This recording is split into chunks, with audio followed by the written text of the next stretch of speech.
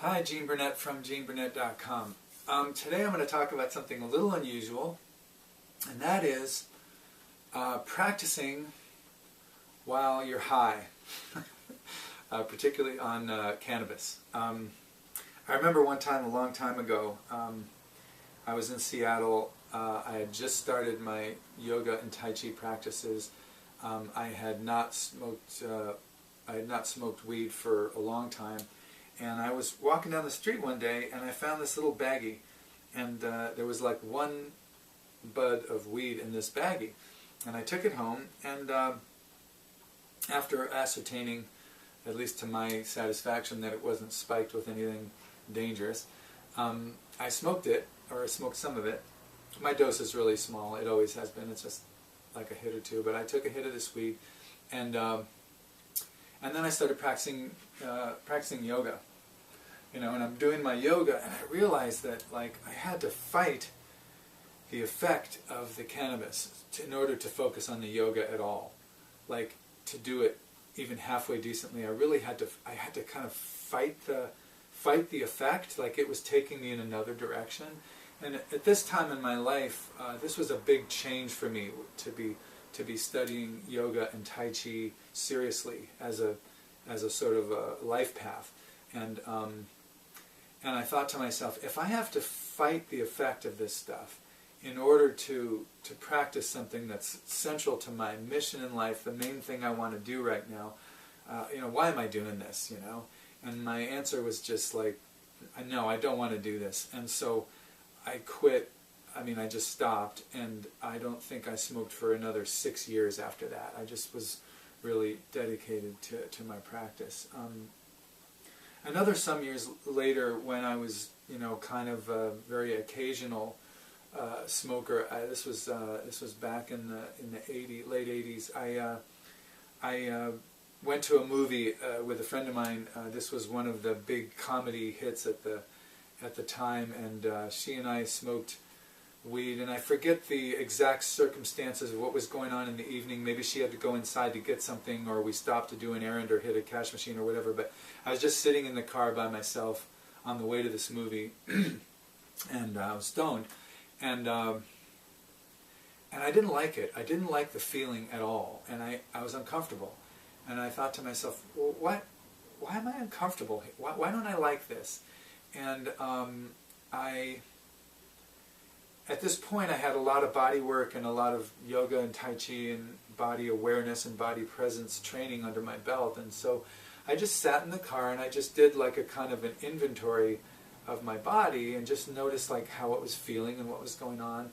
And I realized, sort of with a surprise, that it was I felt kind of vacant and empty all the way down here, and very much alive and very aware and lit up from about my upper palate up. Sounds, very acutely aware of sounds, very acutely aware of visuals and front lobe thinking, words and sensation, very turned up. And what was going on in the rest of my body was definitely turned down a little bit. I felt, like my energy had been reprioritized way up here like this. And I thought, wow, this is what's making me feel uncomfortable. I feel cut off in a way from my physical capacities of the rest of my body. And I realized that, wow, I used to love this feeling of being kind of out of my body and into my head used to feel really, really good. This same feeling of sensation,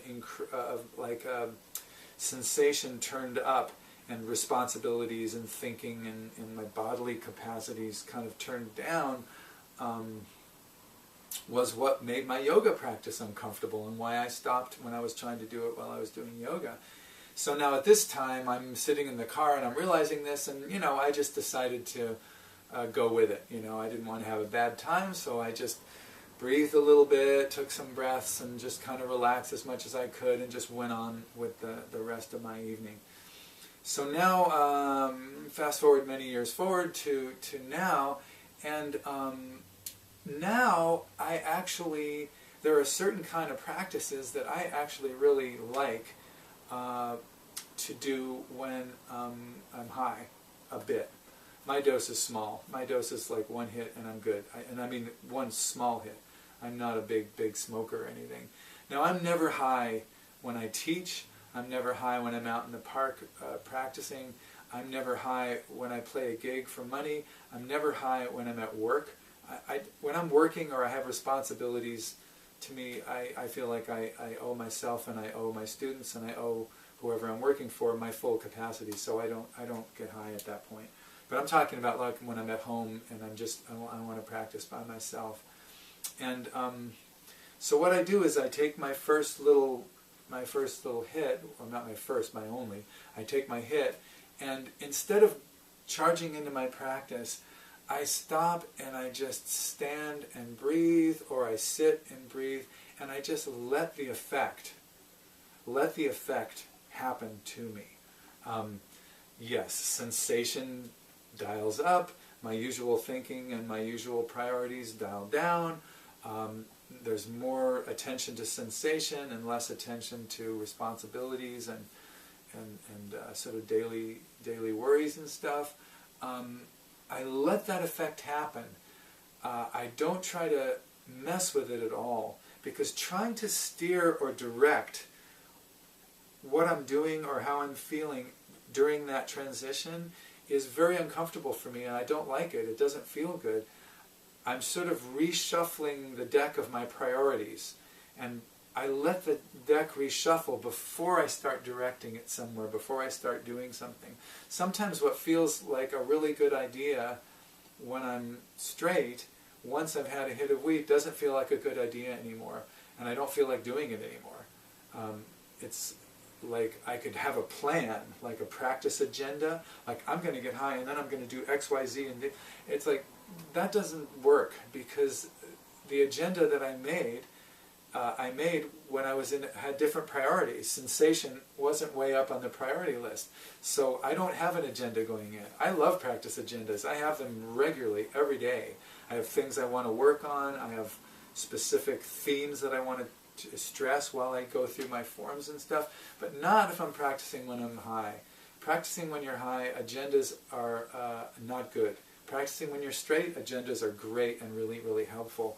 So instead of having an agenda, I just let that effect happen to me, and whatever it is, whatever particular strain of weight it is, whatever my mindset going in, whatever my state of my body, I let it happen for 5-10 minutes. Then I start to move really, really gently and really softly. I might just shift my weight back and forth. I might do some really, really simple movements, some really simple stretching movements or floating around in my body. I kind of warm myself up. I might do a little bit of self-massage, like that kind of a thing, just alerting my body that, alerting my mind that there is a body down here. And then what I kind of do is I direct. My mind is very acutely aware of sensation, and that can be very much a visual sensation in the outside world, or my thoughts, or it can be sounds like music and stuff like that. But it can also be the sensations that are coming from my body.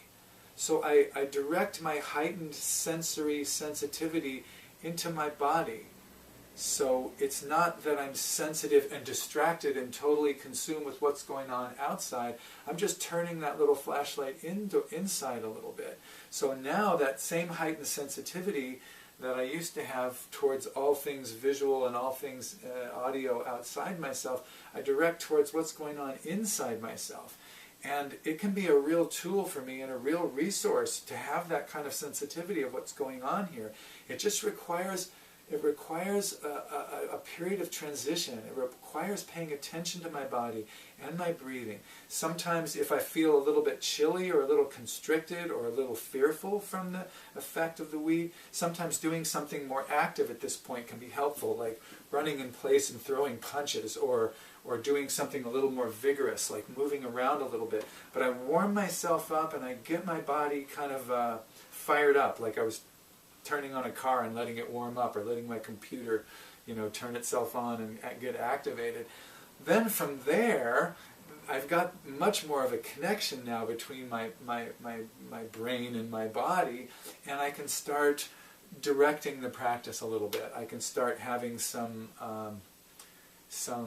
gentle agenda. Like I often do my freestyle Tai Chi workout that I've talked about here on YouTube, which is kind of going through a kind of a seaweed kelpy listening, soft, floating joints period of work, and then going into various form type exercises, sometimes in random order, but always going a little bit more fluid and faster through them, and then followed by more expressive and more explorative movements where I'm really looking to see what I can do and what I can express with my body, and then looking at striking, various types of striking drills. And sometimes I'll go through that. But I have a really loose agenda. Often while I'm working, I'll just start exploring an idea that just occurs to me. And if it suddenly occurs to me to work on a specific sequence or a specific thing, I'll go with it. I won't stop that and try to adhere to an agenda. Often I'll be inspired and I'll sit down at the computer and I'll write up some ideas for like a lesson plan or like one of these videos. I'll just get some inspiration about something, I'll sit down and do that, and then I'll get up and do it. So I end up with a loose, kind of relaxed agenda, and then I follow these impulses, and often they lead to really good creative, really interesting places that can give me all kinds of ideas for things that I then will flesh out later. The things that bugged me about it, that got in the way of my practice when I was trying to do yoga, or when I was sitting in the car and just feeling like all this energy and attention up here and my body being kind of vacant, those things that used to bug me, they don't bug me anymore when it comes to practicing, because my dose is small. I give myself a real transition period to accept and take in and kind of get connected to my body before I direct it.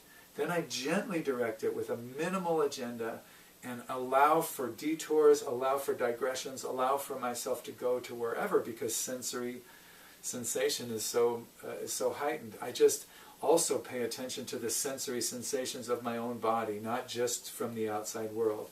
You see people a lot, or I see people a lot, when they get stoned, they do vacate their bodies.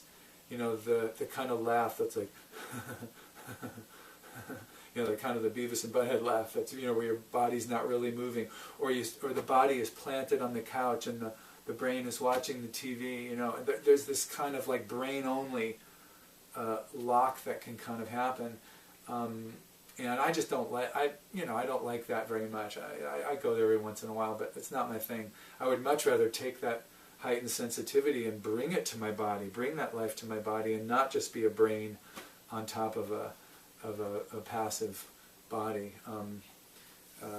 I like having an active body, and I used to associate people who smoked a lot of weed with having really flat chests and being really kind of like vacant and soft and kind of doughy in their bodies, and there are a certain fragment of stoners who definitely have that body, and the best qigong they could do would be to learn how to do push-ups, really seriously. But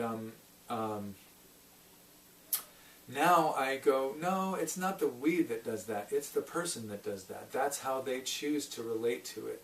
That's how they choose that's how they choose to spend their time when they're high. They like being empty down here and being active up here.